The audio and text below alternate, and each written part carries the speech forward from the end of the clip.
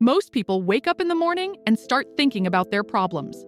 Those problems are tied to specific memories, and those memories are linked to particular people, places, and situations.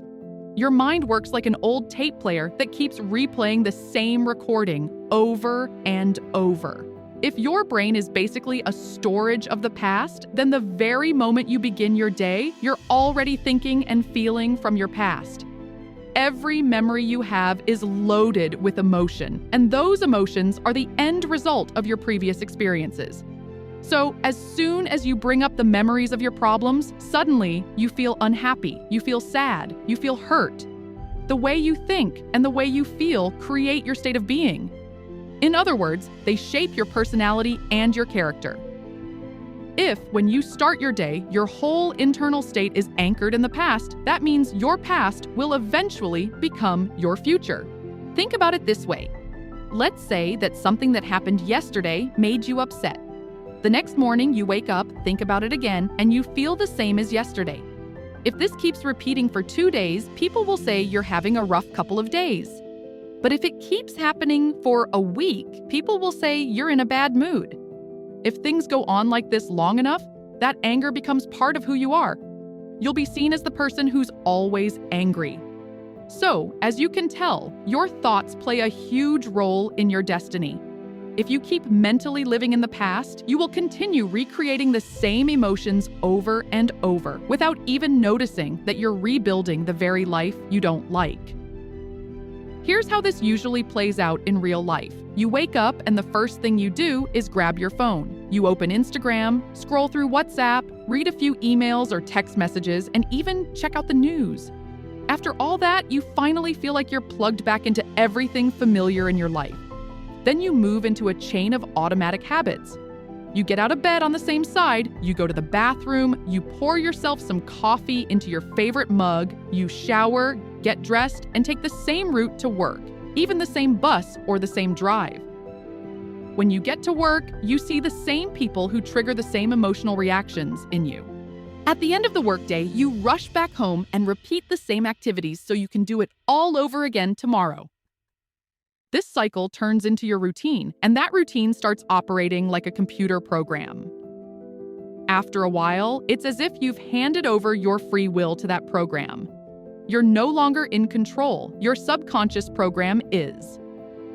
By the time we reach about 35 years old, around 95% of who we are is made up of memorized behaviors, emotional reactions, unconscious habits, fixed attitudes, beliefs, and perceptions that all run automatically, like software. Then, with the remaining 5% of your conscious mind, you say things like, I want to be healthy, I want to be happy, I want to be free. But your body is being driven by a different code. You're essentially putting that tiny 5% of conscious intention up against the powerful 95% of subconscious programming. It's like putting an average guy off the street against an Olympic-level powerlifter in a weightlifting contest. It's not surprising that you struggle to change and keep slipping back into the old program, recreating the same life again and again. So, how do you actually start to change? You have to move beyond the analytical mind, because the analytical mind is what stands between your conscious mind and your subconscious mind. This is where meditation becomes so important. Through consistent meditation practice, you can learn to modify your brainwave patterns and slow them down. When you do this correctly, you can access the operating system of your mind, the deeper level where real and lasting changes can be made. Most people wait for something dramatic to push them, like a crisis, a breakup, a serious illness, an accident, or a painful diagnosis, before they decide to change. Joe Dispenza's message is basically this. Why wait for something negative to force you to grow? You can choose to learn and evolve from a place of pain and struggle, or you can choose to learn and grow from a place of joy, curiosity, and inspiration. Many people spend about 70% of their lives in a survival mode. They live under constant stress. Because of that, they're always predicting the worst possible outcome based on what happened to them before. They literally select negative possibilities out of the infinite options available in the quantum field of possibilities. It's like having an endless menu of food and drinks in front of you and always picking the worst thing on it. Here's how it usually works. Every time you revisit a negative memory, your brain and body release the same chemicals as if that event were happening again right now. You send identical emotional messages to your body. In a very real sense, your body operates like your unconscious mind. It doesn't know the difference between something that's actually happening and something you're repeatedly imagining. To the body, that stressful event is taking place in the present moment all over again. Because of this, most people keep recreating their painful emotional states simply by constantly thinking about them. So when it's time to let go of that negative feeling, they say, "I really want to change." But here's the problem. The body has become stronger than the mind. It has been trained for years to live in those negative emotions. The body started out as the servant, but over time it turned into the master. Then, when you finally decide to change and step into something new and unfamiliar, your body resists. It would rather feel guilt, shame, worry, or suffering because those feelings are predictable. They're uncomfortable, but they're familiar. Being in the unknown is frightening for the body. Walking into the unknown is like stepping into a deep river. The body senses that if you manage to cross to the other side, the old version of it will die. So it will try anything to stop you. That's why the moment you sit down to meditate, your nose starts to itch, your back suddenly feels uncomfortable, you remember a task you forgot to do, or a random memory from 20 years ago pops into your mind. That is your body saying, "Come on, stop doing this, and let's go back to our old, miserable, but familiar life." The body has a whole toolbox of distractions, and it will use every one of them to stop you from entering that unknown space. The irony is that the unknown is actually the best place to design and create your future. And the most direct doorway into that unknown is meditation. Once you slip into a deep meditative state, you can start building your future in your mind. You can ask yourself, what kind of new life do I really want? What habits and behaviors do I want to show every day? What type of person do I want to become? When you close your eyes and mentally rehearse the actions, attitudes, and experiences you want to have, you are using one of the most powerful methods to create your future. If you're fully present in that process, your brain cannot clearly distinguish between a vivid mental rehearsal and a real-life experience. Through this active use of imagination, you begin installing new software programs for your future life. At that point, your brain is no longer just a record of your past. It starts to function as a map for your future. And if you keep practicing this, who knows? You may find yourself naturally behaving more like a genuinely happy person. The most challenging part is to teach your body, on an emotional level, what your future will feel like before it actually happens. Just imagining it intellectually isn't enough. You need to feel it deeply in your body. If thoughts are the language of the mind, then feelings are the language of the body.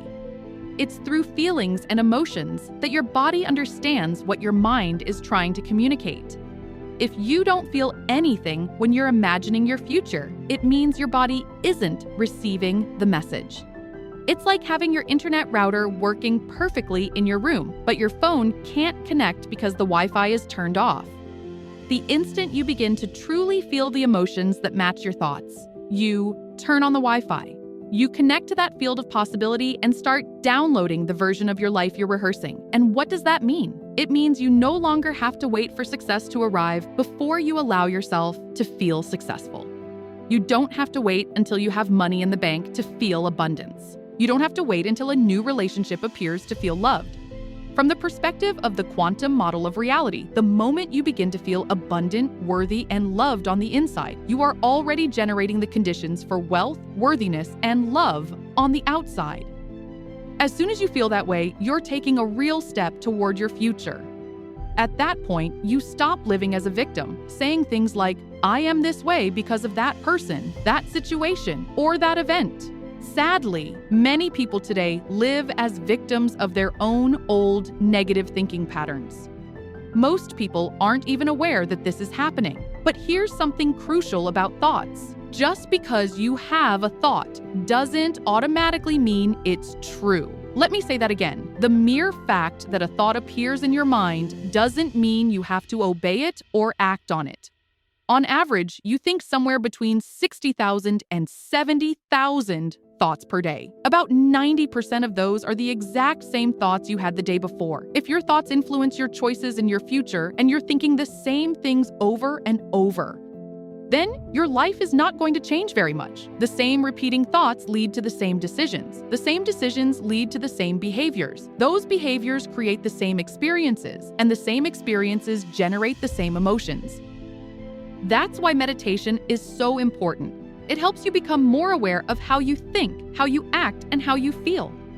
The more conscious you become, the less likely it is that an unwanted thought will slip through your awareness without being noticed. The word meditation can be understood as to become familiar with. As you become more familiar with the thoughts, reactions, and emotional patterns of your old self, you stop letting them run your life. Instead, you begin to introduce new thoughts and guide your body into a new emotional state. If you repeat this often enough, that new emotional state will start to feel normal and natural to you. Creating a new version of yourself is very much like planting a new garden. First, you have to remove the weeds and the rocks. Then you pull out the old plants from last season and loosen up and prepare the soil. Only after all that preparation can you begin to plant new seeds. Meditation works in a very similar way. You're preparing the inner garden, and it takes effort and patience. Training your body to sit still and meditate is like trying to train a wild animal or an energetic dog. You tell it, sit here and stay, and it runs off. So you bring it back, then it runs off again, and you have to bring it back again. When you begin a meditation, your body might say, hey, it's 8 o'clock. At this time, we usually read emails and get upset, but now you're just sitting here doing nothing. You're off our normal schedule. What's going on? For years, you and your body have been partners in being angry or stressed at that time of day, and suddenly you're trying to change that pattern. So the body starts sending signals. Restlessness, discomfort, random thoughts, because it's looking for the familiar chemical state it's used to. It doesn't care that this state is toxic or stressful, it just knows it can predict it. Every time you notice what your body is doing and gently bring your attention back to the present moment, you're basically telling your body, you are no longer the one in charge, I am. Your will begins to grow stronger than the program. And if you keep doing this again and again, just like you would keep training a dog, eventually the body will settle down and cooperate. The moment your body truly lets go and surrenders, there is a release of energy. You shift from particle to wave, from matter to energy. You loosen the chains of those old emotions that keep you tied to a familiar past. If you commit to this practice for even a single week, 7 days, you'll likely start to notice changes in your life. You'll catch yourself more often before you fall back into old reactions, and you'll be able to avoid slipping into that old, unhappy version of yourself. Of course, you need to keep repeating the process long enough for the future you're rehearsing to become the reality you're living. I hope this has been a helpful reflection for you. If you enjoyed the contents of this video and considered it helpful to you, please support our work by hitting the like button. And if you'd like to keep growing and learning with us, make sure you subscribe to our channel so you get access to more videos like this one. Thanks for watching, and have an excellent day.